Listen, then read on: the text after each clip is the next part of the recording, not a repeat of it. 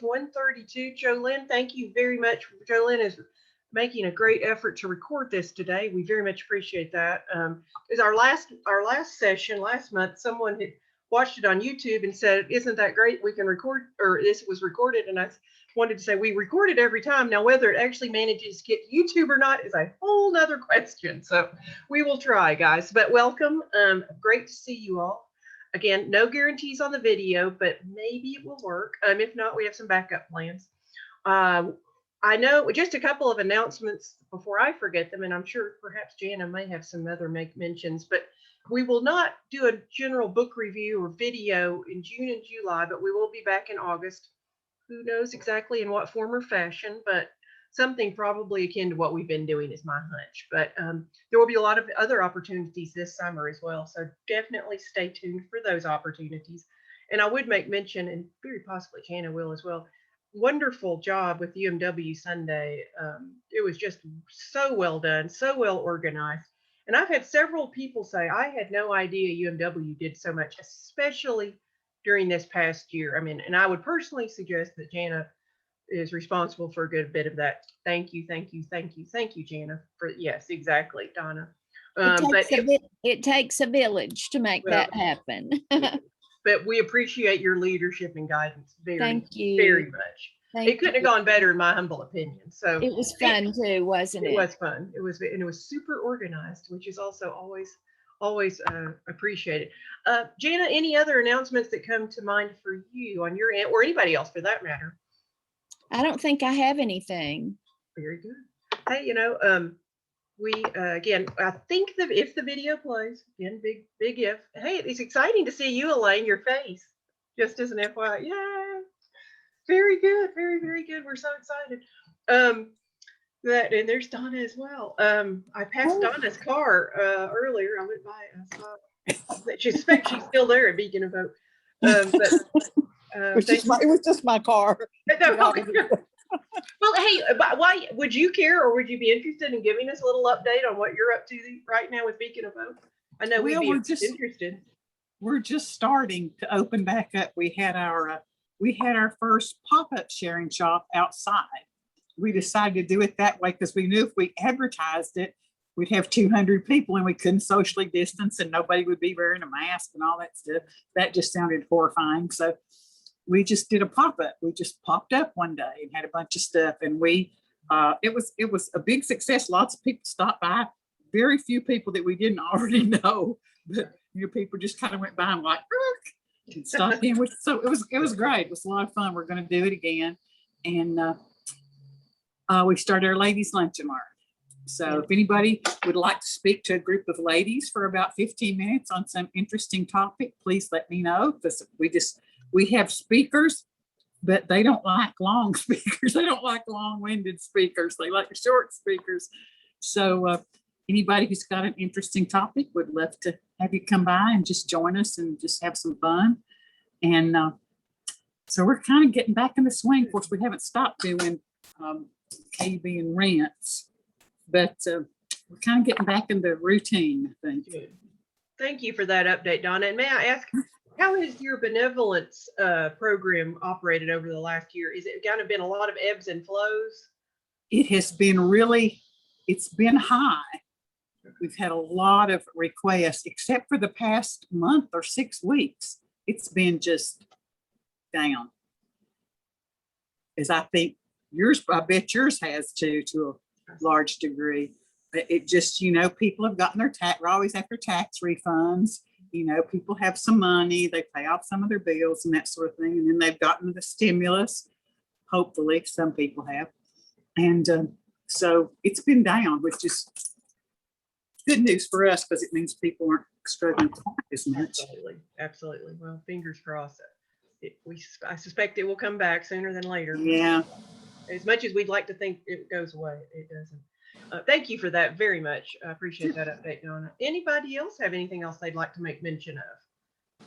Anything? Otherwise, I'll be glad to open us with a prayer. And again, mostly we should be praying the video works. No guarantees. But at any rate, let us pray. Heavenly Father, we come to you today asking for your guidance, wisdom, and support as we begin this time together. help us engage in meaningful discussion and allow us to grow closer as a group and nurture the bonds of community. Continue to remind us that all we do here today, that all that we accomplish is for the pursuit of truth, for the greater glory of you, and for the service of humanity. We ask these things in your name. Amen. And hopefully, if it's still in the chat, I put some links to some information if you have an interest, if it's still actually there, it seems to be. Some resources I have found that were very helpful on the suffrage movement, on the 19th Amendment information. I read a book maybe a year ago, and I should have looked. It was such a great book. I've now forgotten the name. The Women's Hour. Excellent, excellent book. I should look that resource up. Elaine, Weiss. Excellent book. She's a great speaker too. And in fact, she's interviewed in one of the links. The PBS had a great documentary, 2 parts. They're kind of lengthy parts, but it's excellent. And she's heavily involved with that production that came out sometime last year, if memory serves. If you're anything like me, the whole time frame of the last year is just gone completely. But excellent PBS series called The Vote. Actually, I have it. I had it as a backup in case we got in trouble. So thank you, library. But it's available at the library and actually on PBS's website, I believe. The Vote. Excellent. American Experience, PBS. But The Women's Hour, excellent, excellent, excellent book. It reads like a novel. It's a fairly long book. In Elaine, Weiss. Excellent book. And then I just found something that was New York Times that was just kind of like it's kind of put together for teachers, I think, but it looks like an amazing resource if you're interested and have a lot of time and want to go down a rabbit hole. Excellent information. And then finally, something I found is our backup, which may come to pass. The Tennessee Commission on something or other put together an amazing video. It's called Our Century, Living Tennessee's History of the Ratification. And it was put on YouTube 8 months ago. And it was, again, we may end up having to watch it today instead, but it's done in the Tennessee State Legislature. It was obviously done last year because there's some reenactors. Everybody has a mask on. It's about an hour production. I have not looked at it completely, but it looks very, very interesting. And there aren't many people who've actually watched it, but it looks like a great resource. So if you're specifically interested in Tennessee's role in Nashville's celebration, which was about sometime last year, I would highly recommend that. And it's a YouTube, and I think that link is there as well, but it's on YouTube. And the video is called Our Century, ! Living Tennessee's History of the Ratification. A great resource there. So let's see if we can make this video work. I was able to purchase it to watch on Amazon Prime Video. And let's just see, fingers crossed. Maybe, guys. Oh, it just seems to be playing. No. That's, oh, jeepers. That's the YouTube. This is the YouTube in Tennessee, which is good. We weren't going to initially watch it. Of women and men. And let's go back to, ideally, the video we were going to watch. And if I can you see Carrie Chapman on there? Yes. Okay. Whoops, daisy, what's going on? Fingers crossed. Men's grievances by war, but it took 72 years to establish women's rights by law.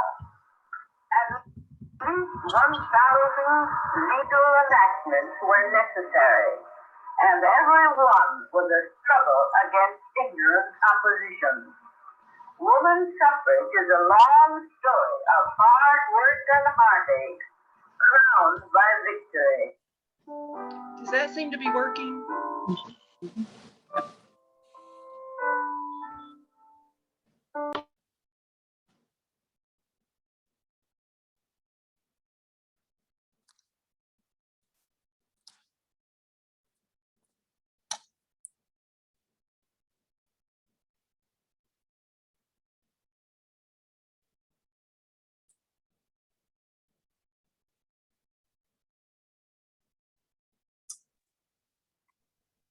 I don't have It's working, sound. but I don't hear sound. Yeah. No sound.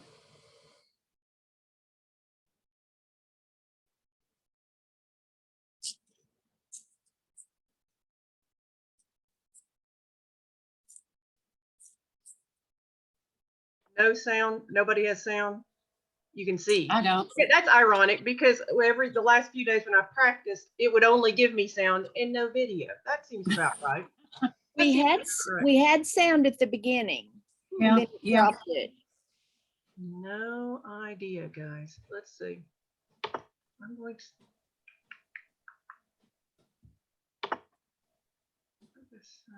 Well, like I say, it may be plan B, but.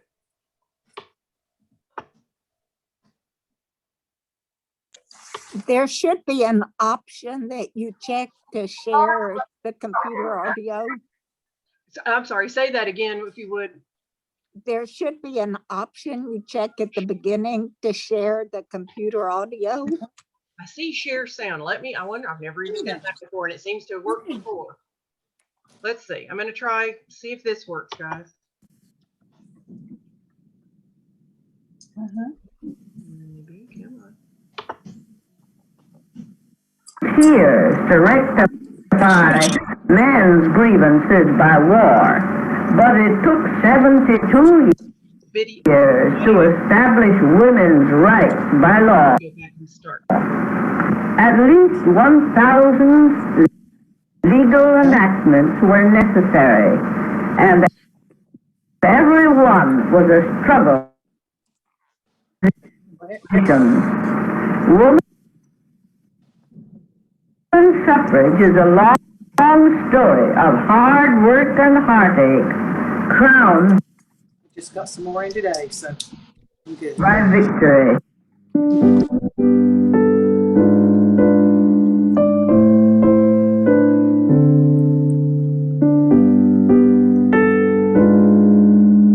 The yellow roses worn by the suffrage supporters and the red roses worn by the antagonists paled in comparison to the colorful personalities and events leading up to the deciding vote in the ratification of the 19th Amendment, which granted women the constitutional right to vote.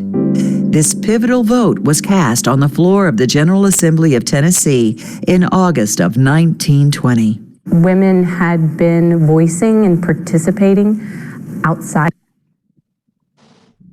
of the vote itself in the political process since our country's founding, with women, wives, mothers, writing to their sons and husbands in the legislature, writing to newspapers, advocating for important issues. On March 31st, 1776, Abigail Adams wrote to her husband, John Adams.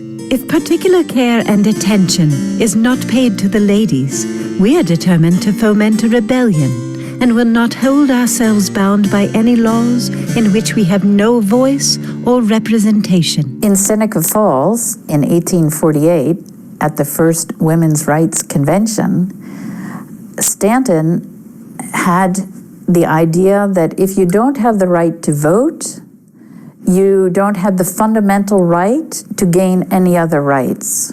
In 1851, Susan B. Anthony met Elizabeth Cady Stanton, and the two began a lifelong journey as friends and political colleagues. Together, they formed the National Woman Suffrage Association in 1869. In 1878, the Anthony Amendment was drafted and presented to become the 16th Amendment to the Constitution. It would continue to be presented by Anthony and her successors to 40 consecutive sessions of Congress, eventually becoming the 19th Amendment. Once it passed, it would still need to be ratified by 3/4 of the 48 states at that time, which meant 36 state legislatures had to pass it by majority vote.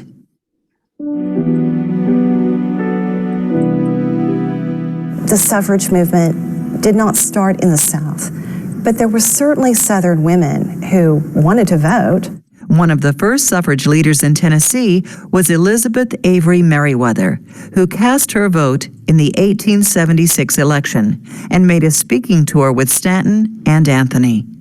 The Memphis Equal Rights Association, Tennessee's first suffrage organization, was founded by Elizabeth's sister, Lyde Parker Smith Merriweather. During the Centennial Exposition held in Nashville in 1897, the Meriwether Sisters formed the first statewide organization, the Tennessee Equal Rights Association. By 1913, suffrage was in full swing in Tennessee. The Tennessee Equal Rights Association, founded by the Meriwether Sisters, was now the Tennessee Equal Suffrage Association. And in 1914, the Tennessee Equal Suffrage Association Incorporated hosted the 46th Annual National American Woman Suffrage Association Convention in Nashville. In 1919, 41 years after the Anthony Amendment was first presented, the U.S. House of Representatives and the Senate approved the joint resolution. The 19th Amendment had finally passed. By the spring of 1920, 35 states had ratified, making it just one state short of the 36 required to amend the Constitution. Of the remaining states, there were only 3 marginally potential candidates: Delaware, North Carolina, and Tennessee. Delaware was enmeshed in some Republican infighting, which made timely pro-suffrage action nearly impossible. And the proposal was voted down on June 2, 1920. Inevitably, the bill was tabled in North Carolina, leaving Tennessee as the last hope for passage in 1920. Tennessee's kind of a border, it's kind of a border state, ideologically and geographically. And that kind of made it possible, I think. Now, the governor of Tennessee in 1920 was Albert Houston Roberts. Initially, Roberts did not want to call a special session. He was facing an uphill battle. He was up for re-election. It was an election year. He had challenges from within his own party. So he was a man who had a lot at stake personally during the summer of 1920. There were calls to call a special session of the state legislature to discuss and hopefully ratify the amendment. Roberts initially did not want to do this. There was a clause in the state constitution that actually prohibited it, and he seems to have initially used that as the excuse not to call the session. NAWSA had members lean on President Wilson in Washington to send a telegram to Nashville, Tennessee, and after consulting with the Attorney General of the United States, who happened to be a Tennessean, William Pearson, President Wilson agreed a state constitution could not overrule the federal constitution, so therefore there was no block to calling the special session. So after receiving a personal telegram from President Wilson, essentially, Roberts had no choice. He had to. And like that, the battle was on. All eyes were on Nashville as pro-suffragist and anti-suffragist converged on the state capitol. There was initially a lot of political infighting. I think it's been said by many others that we kind of have a simplified view of history, and we think all women were suffragists and all men were anti. And in fact, political factions split up even the suffragists. On one side, there was Catherine Talty Kenny, chairman of ratification under the auspices of Tennessee League of Women Voters. She set up headquarters at the Maxwell House Hotel. Catherine Kenny was the one who once threw out the first baseball during the season at Sulphur Dell, a look away from this building, the Sulphur Dell baseball park. And a heckler had yelled at her something to the effect of, "Women stay in the women's sphere." And she shot back, "The world is the women's sphere." Also in the ranks was Abby Milton, who would go on to become the first president of the League of Women Voters. Abby Milton was the wife of George Fort Milton, who was the very wealthy publisher of the Chattanooga News, a pro-suffrage newspaper. She was described as attractive and brilliant, and she was also one of the very key players in the Tennessee suffrage movement. So the problem with Roberts and Catherine Kenny and Abby Milton was they were in different camps. So the Democratic Party was split. The Republicans were out of the picture. They were party of Lincoln. They didn't really have a big role in Tennessee. So Roberts was really in one camp, and Abby Milton and Catherine Kenny were in another camp. So Governor Roberts favored the more moderate Kate Birch Warner to head his ratification committee.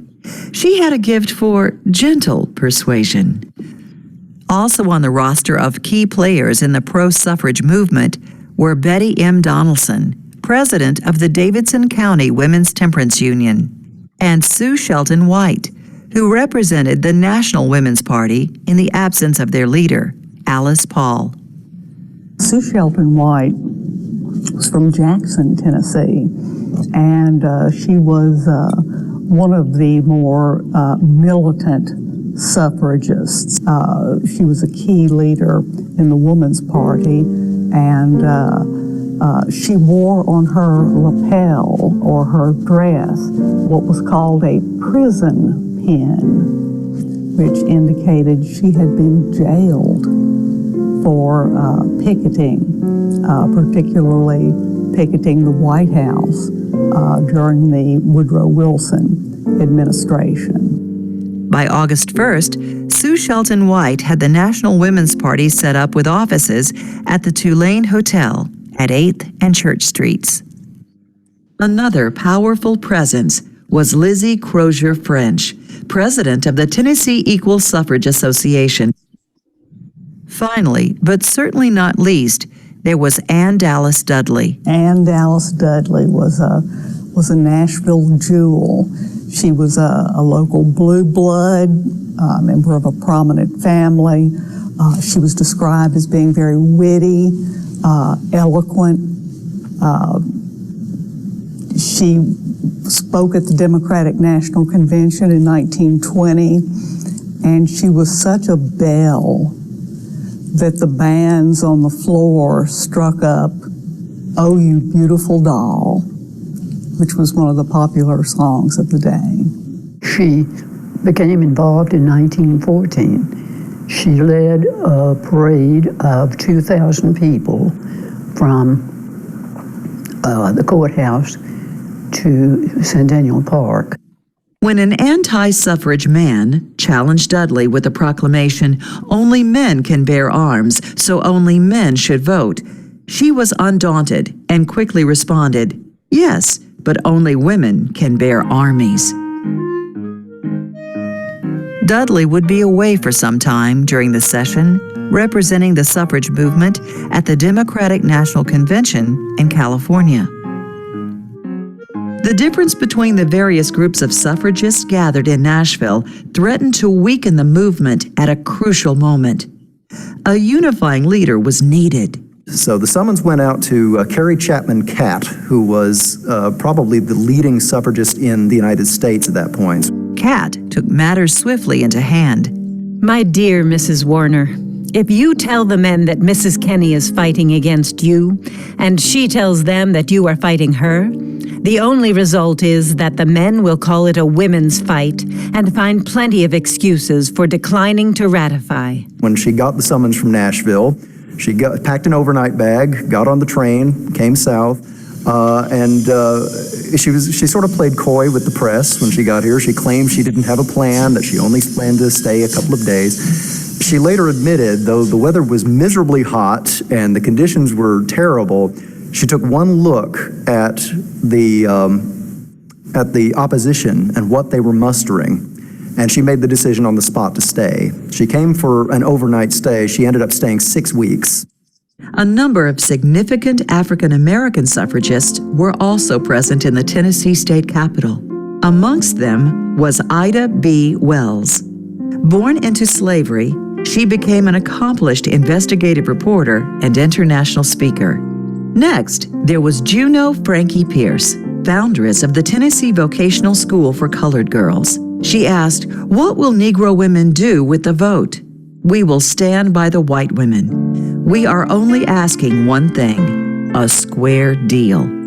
Also present was Mary Church Terrell, who eloquently stated, "How can anyone who is able to use reason and who believes in dealing justice to all God's creatures think it right to withhold from one half the human race rights and privileges freely accorded to the other half, which is neither more deserving nor more capable of exercising them?" Mary Church Terrell from Memphis was Oberlin educated. She was eloquent, elegant, member of a prominent local Memphis family, and she was instrumental in organizing the colored women of Memphis and Tennessee. And then there were the anti-suffragists. Miss Pearson was an educator, an elocutionist. She was extremely disgusted with the suffrage movement. Josephine Pearson, Tennessee president of the Southern Women's Rejection League, led her troops into Nashville. She arrived the same day as Carrie Chapman Catt and checked into the same hotel, the Hermitage. You know, we kind of take it as a no-brainer that everyone was for women having the right to vote. There were plenty of women back in that time that did not think women should have the right to vote, and it was a rather heated debate. Of course, this was not just a women's spat, as Catt intimated it might be viewed. The old fear that the central government would compromise states' rights was rearing its head again. The discourse was very much about states' rights, preserving the Old South. They had a speaker that they called him a young Andrew Jackson, and he was just there was all this great drama about preserving states' rights in the South. Also, it was racist. I mean, we can't deny that a lot of it was, well, if you give women the vote, then you're going to have a lot more black voters too. And they had a little bit different approach because they had to work with the kind of Southern ideology. They had to work with race relations that were a little bit different. They had to work with the kind of legacy of the Civil War and states' rights, because suffrage was seen as, by opponents, as another example of the federal government coming in and telling us what to do. While the race card would be one of the biggest issues argued from the camp of the anti-suffragists, it was not the only point of contention. It had to do with the railroad. It had to do with prohibition. It had to do with all these other kind of interrelated items and whether people liked each other. Prohibition and suffrage had a long relationship. There was a belief that if women got the vote, they would all vote to keep prohibition forever intact. One of the factors that came into play here that made the fight such a dirty fight was the presence of many, many lobbyists from some of the labor and distilling and manufacturing entities of Nashville. They had a vested interest in not letting suffrage pass. The railroads would lose money they did lose money with prohibition because they made a lot of money transporting alcohol across state lines. So the railroads were against women getting the right to vote because they believed that if women had the right to vote, they would forever lose all this business. It seemed that all bets were off. The antis were giving out free liquor in a mysterious room on the 8th floor of the Hermitage. I think it's really a case of politics makes strange bedfellows. The antis, for the most part, tended to be the old Southern matron, the conservative women of the South, and ironically, they found one of their strongest allies was the old distilling interests, which were out of business officially because of prohibition, but there was a lot of boozing going on, and that's one of those factors that kind of threw people for a loop who were visiting Nashville at the time.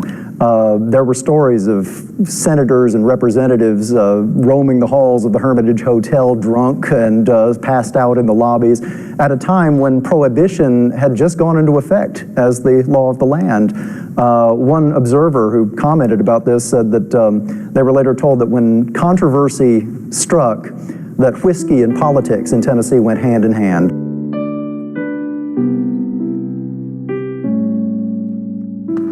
On Monday, August 9, 1920, the 61st General Assembly of the state of Tennessee convened. On August 11th, the Senate set action on ratification as a special order for the day. The galleries were packed, and there was no shortage of drama. On Friday, August the 13th, after a heated 2-hour debate, the Tennessee State Senate surprisingly voted in favor of ratification with a final count of 25-4. The Tennessee House of Representatives would prove more challenging when it convened. It was a sultry day, hot, humid. Of course, the Capitol wasn't air conditioned, so you can imagine the conditions inside the House chamber. The suffragists needed 49 votes to win, but only had 47, having recently lost the Speaker of the House, Seth Walker. Mrs. Dudley was back in town from the Democratic convention and was positioned just behind the rail with a little notebook and pencil to keep count of the roll herself. On August 20, 1920, when the session was called to order, many representatives on the floor favored tabling the bill. The act of tabling was called to a vote, not once, but twice. It was a tactic. Tabling the amendment would be tantamount to killing the amendment in Tennessee. Now, one of the surprises during the tabling action was the actions of Banks Turner, another Democrat, conservative, came in with a red rose on his lapel. He was an anti-suffragist. But when the motion was put up to table the bill, and they had their vote, their first poll on that, it came out, the results is 48-48, a tie. There would be no tabling. This was such a surprise to Seth Walker, the notoriously anti-suffrage Speaker of the House, that he asked for a recount, a second vote. Speaker Walker came down from the dais, buttonholed Banks Turner, and began to whisper in his ear very earnestly while the vote was going on in the background. In fact, Banks Turner actually didn't even vote during that second one until the very end, and all eyes were on them as this discussion was going on. Neither one ever really revealed what was said, but at the end of the discussion, Turner threw Seth Walker's arm off of his shoulder, turned to the House, and in a very loud voice said, "No!" And the vote once again stood at 48-48, and the motion to table the bill was finished. And so, a vote was called.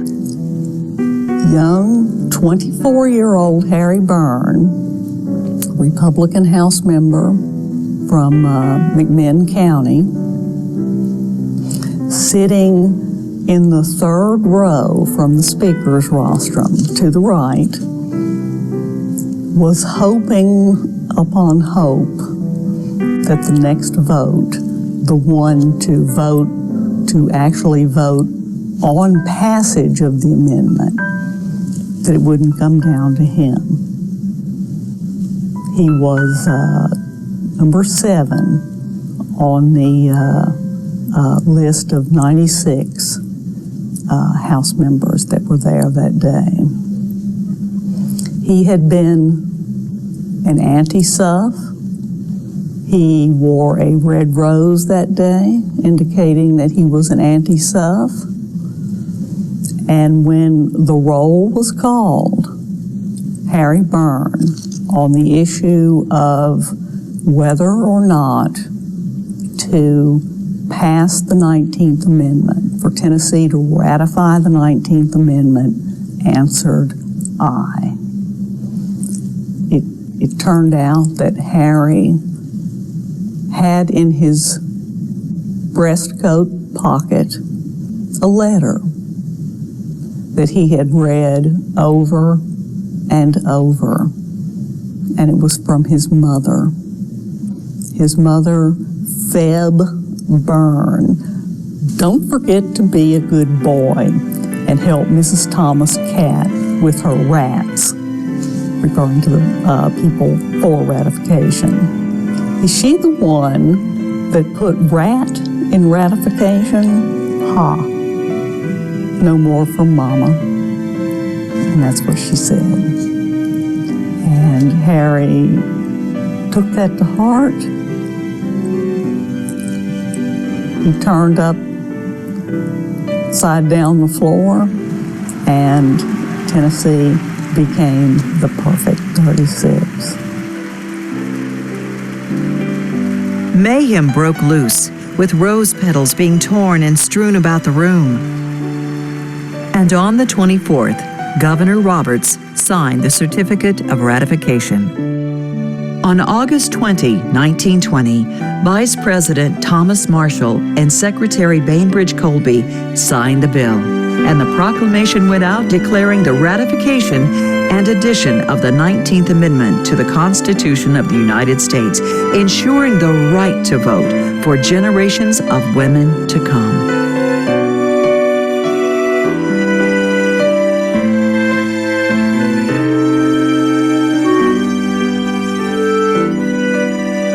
It's such an honor to be the speaker in such a historic chamber.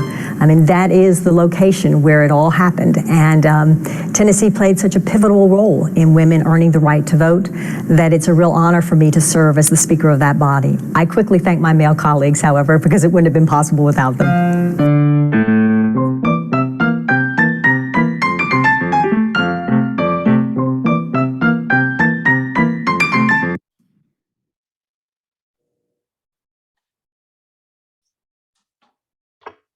I'm glad that seemingly played. I think it's very well done, and it's fairly short. And it's very interesting. It says it was done in 2017, and all I found was that it was made for TV. And it's hard to find except for Amazon Video, FYI. So two other things I was going to make mention of. One, the letter from Feb to her son. I saw it. It's in the collection of them, McClung, and it was on display last year. And I suspect, second make mention, the Tennessee State Museum in Nashville has an exhibit. I think it's probably just supposed to be last year, but with COVID, I think I checked yesterday. It's extended through maybe June 20th, 21st. If you have a chance to get over there, and I suspect that letter's probably in that exhibit. But if you haven't been to the new Tennessee State Museum, it is excellent. But those were a couple of thoughts I had. And well, the only other comment I would make, and I'll open it up. When I first started kind of learning a little bit about this, I had no idea that women would be opposed to women voting. That just completely blew my mind that they were anti-sus. So anyway, thoughts, suggestions, comments, observations? Well, during the pandemic, I started all my reading programs. I've read so much during that period of time, but because of the 100th anniversary, I asked Nancy Carmen to recommend a couple of books for me to read. And one was The Women's Hour, and I can't remember the title of the other. But as a result of starting with those books, and there were a lot of articles last year, and I think I didn't see this one, but I think I've seen some video kinds of stuff. I found it fascinating. And you're right, Susan, in terms of, I think we take for granted because none of us were back there at this time, but I see parallels to what we're dealing with now in terms of the importance of people, taking a stand and working on, some critical issues. But the Women's Hour, that particular book, and I'm glad I read that one first. It could have been just because it was about Tennessee too, but that, it really, in fact, I'm remembering so much, primarily, I think, because of that book. Excellent book, Judy. I agree 100%. And I've actually YouTubed the author of the Women's Hour. She's given several lectures I found online, which if you haven't looked those up, she's a great speaker, Judy. She was excellent. And I learned, I agree with you 100%. If you're looking for one resource, the Women's Hour, excellent. And I was, in fact, she's interviewed pretty heavily in that PBS, The Vote. Oh, okay. One of the things she makes mention of, because I was kind of watching the end of it yesterday, that and she pretty much says this anytime she was interviewed, it makes her so, I'm not sure, mad or angry, but disappointing that basically what we're taught is that in 1920 women were given the vote. There was no given. Nothing about it was given. And I mean, I knew nothing. So yeah, I'm with you, Judy. I started sort of haphazardly. I found that women's hour and it kind of went from there as well. So thank you for that input, Judy. Anybody else? Any other thoughts or comments? Donna. Well, Susan, you said it's so hard to imagine that people would vote against it, but think about the ERA, Phyllis Schlafly and her whole entourage. There were a lot of women that were and are against the ERA and would love to overturn it. Isn't that crazy? Right. And of course, in this day and age, I would argue that there's a lot of things that kind of go against what at least my common sense tells me. But yeah, absolutely. Great observation, Donna. And again, absolutely, it does come home who's allowed to vote and who's not, and the restrictions we're placing on voting these days, very much hand in hand from 100 years ago. Any other thoughts, ideas, suggestions? Shall we make a trip to Nashville before the exhibit's over? I'm sure it's excellent. And the one that the History Center here had last summer was excellent as well. I'm sorry, I think they finally took it down, maybe January, February, but it was excellent. Excellent. And there's, again, as Judy pointed out, there is a lot online if you're interested in looking at more information. Tons of great information. Any other thoughts, comments, observations? This You is all just reckon- an area. Oh, go ahead. Well, do y'all recognize the name Lizzie Crozier French? I mean, the Osley Circle, if you're familiar with Osley Circle, she was one of the founders of that. And for East Tennessee, she not only was she very active in the suffrage movement, but a lot of other education for young people and all that. So I mean, she's one of our, I guess, individuals that maybe the average Knoxvillian may not be aware of. Absolutely. Great observation, Judy. Mm-hmm. Jana? Oh, I was just thinking, this is an area that I wish I'd studied more about over my lifetime. The Tennessee part of it is very interesting to me, but sometimes I drift off on the other part of it. But this was very interesting and informative, and I learned a lot.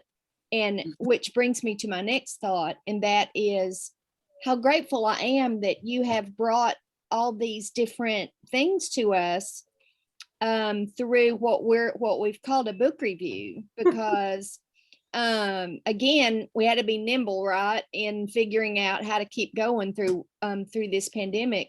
But every single one of them they've been different, they've been informative, and yeah, I think it's been real helpful to everybody, and it certainly has fulfilled the purpose in the book review, even though it's not always been books. Thank you. You've done a great job. Thank you, Janet. That's very, very kind of you to say that. I mean, there's so many things we can learn, and I think we might, maybe we go back to just book reviews, but every time I submit information to Donna or whomever at church about our book review, I'm like, that's not really what it is. Maybe we need a new title, but thank you very much, Janet. Donna, were you going to say something? No, I just said that's true. It's been really interesting. Book review, but we review something. We do some kind of review. Exactly. Well, and these, to me, the shorter videos are just the right length as well, and they're just very interesting. I love learning, so you're stuck with me right now, and that's so. But I very much appreciate that, very, very much. Any other thoughts or observations? Otherwise, if not, and again, very much appreciate everybody being here. Thank you so much, Jolynn, for recording for us. Most appreciated. Most appreciated. If nothing else, we'll close in a word of prayer. Lord of heaven and earth, we thank you for your goodness to us. We thank you for the input of each person here today. We thank you for the combined wisdom and knowledge represented. We also thank you for what's being communicated and how we might use this information more effectively. Now help us remember what we have heard and to use it wisely as we go forward. These things we ask in your name. Amen. Thank you all so much for joining. And there will be a quiz later now. Thank you. Thank you, Susan. You're most welcome. Thanks for being here.